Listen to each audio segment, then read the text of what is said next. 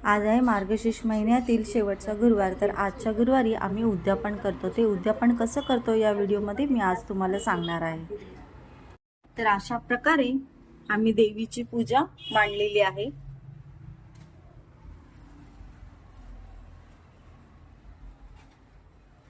तर अशा प्रकारे उंबरट्याला हळदीचं लेपन लावून धूप दीप लावून उंबरट्याची छान पूजा केलेली आहे।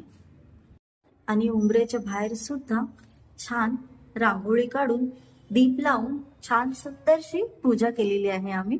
तर आजच्या दिवशी अशा प्रकारे आम्ही सर्व सुवासिनी स्त्रियांना असे वाहन देतो।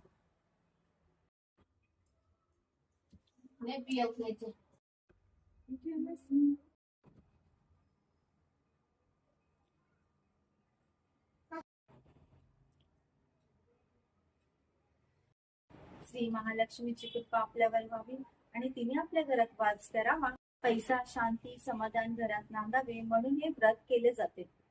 हे व्रत केल्याने मनातल्या सर्व इच्छा पूर्ण होतात।